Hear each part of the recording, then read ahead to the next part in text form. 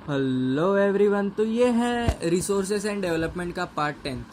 तो इसमें हम पढ़ेंगे लैंड रिसोर्सेस के बारे में। देखिए, लैंड का मतलब आपको पता है, ज़मीन। बट लैंड रिसोर्सेस, देखिए लैंड जो है वो एज ए रिसोर्स हम देख सकते हैं, क्योंकि हमारी हर एक नीड जो है वो सेटिस्फाई करता है।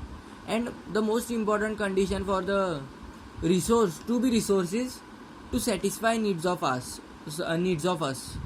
मतलब जो चीज़ हमारी नीड सेटिस्फाई कर सके वो रिसोर्स है। और देखिए, land is use for various purposes as vegetation. हम एग्रीकल्चर वगैरह में बिलीव करते हैं, हम खेती करते हैं, खेती बाड़ी करते हैं तो वेजिटेशन हो रहा है। वाइल्ड लाइफ, कितना बायोडाइवर्सिटी एग्जिस्ट करता है वर्ल्ड में, कितने फौना एग्जिस्ट करते हैं वो सोचिए, वो लैंड पे ही एग्जिस्ट करता है।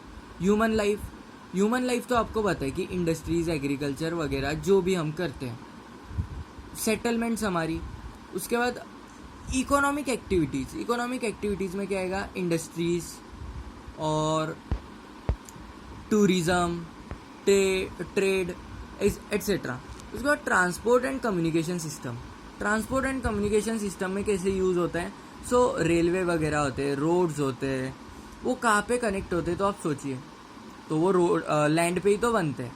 उसके बाद कम्युनिकेशन सिस्टम, ट्रांसपोर्ट तो हो गया कि रोड, रेलवेज ये बनते हैं।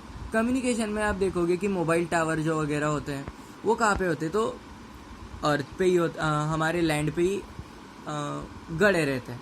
उसके बाद लैंड इज़ फाइनाइट, मतलब land is an asset of finite magnitude.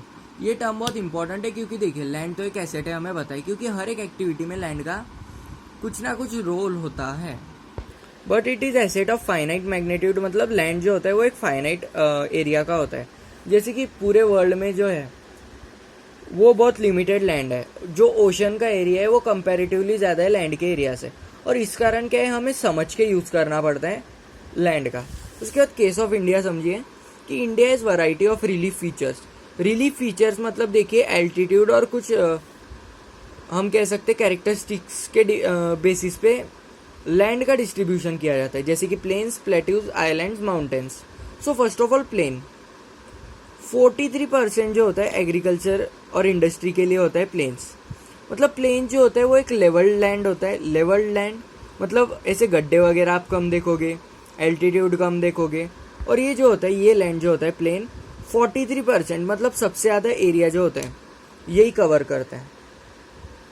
और एग्रीकल्चर और इंडस्ट्री के लिए मतलब बहुत फेवरेबल होता है प्लेन्स। जैसे कि आप देखोगे नदर्न स्टेट्स जो है, हम कह सकते हैं नदर्न स्टेट्स ही नहीं, कुछ स्टेट आप देखो जहाँ पे एल्यूवियल सॉइल एग्जिस्ट करती हैं, वो प्लेन नदर्न प्लेन्स ही है। तो नदर्न प्लेन्स का मोस्ट इम्पॉर्टेंट कैरेक्टरिस्टिक्स क्या है, वो फर्टाइल होते हैं और एग्रीकल्चर को अच्छे से प्रमोट करते हैं, पहली चीज़। और दूसरी चीज़, लेवल लैंड होने के कारण इंडस्ट्रीज़ को भी सेटल होने को ईजी पड़ता है, क्योंकि अगर एग्रीकल्चरल प्रोडक्ट्स उन्हें आसानी से मिल रहे हैं तो इंडस्ट्रीज़ को ईजी हो जाता है रॉ मटेरियल्स को यहाँ से यहाँ तक लेने के लिए।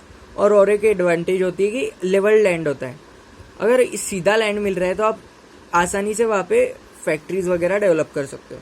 उसके बाद mountains, mountains occupy 30% of India. तो perennial flow of some rivers and promote tourism. तो पेरिनियल फ्लो का मतलब क्या होता है, देखिए कुछ रिवर्स होती है जैसे कि इंडस, गंगा एंड ब्रह्मपुत्र। तो ये जो तीनों रिवर्स होती है वो साल भर बहती है। ऐसा नहीं कि कुछ रिवर्स होती है ना जो साल के 3 महीने बहती है और 9 महीने बहती नहीं है। ये जो रिवर्स होती है इंडस और ब्रह्मपुत्र एंड गंगा, ये साल के साल बहती है, मतलब 12 ही महीने। इट फ्लोज फॉर 12 मंथ्स, मतलब नॉन स्टॉप बहती रहती है। इसका रीज़न क्या है, ग्लेशियर वगैरह मेल्ट होते हैं और जो रिवर्स होती है वो माउंटेन में से निकल के आती है, समझ रहे हो।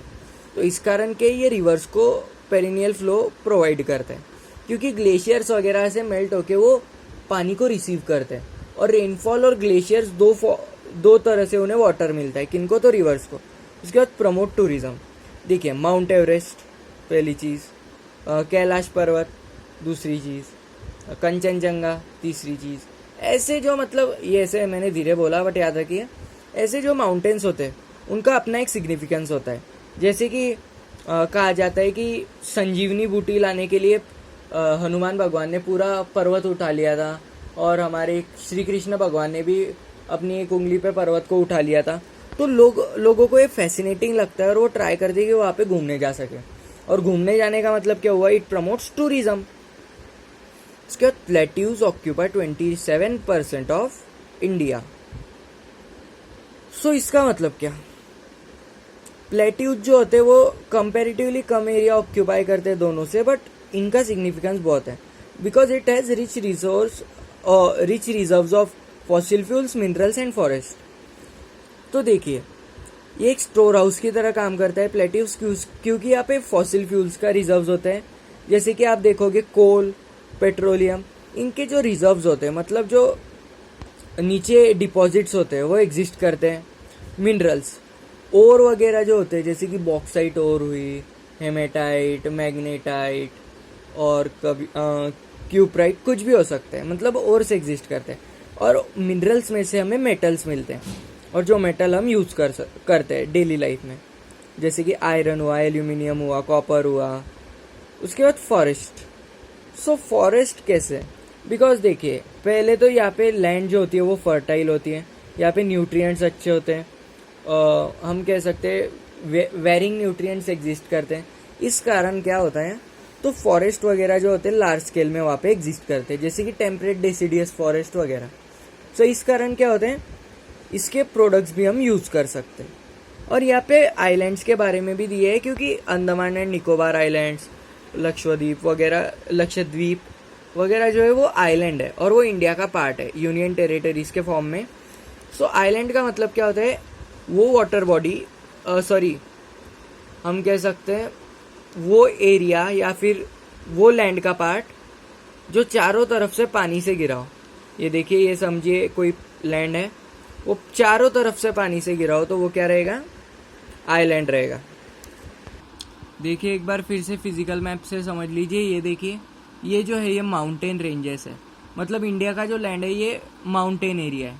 ये देखिए, ये देखिए, ये देखिए, ये माउंटेन के द्वारा ऑक्यूपाई किया गया है।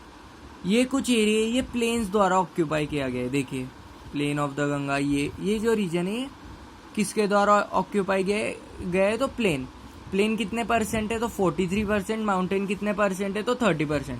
आप देख सकते हो।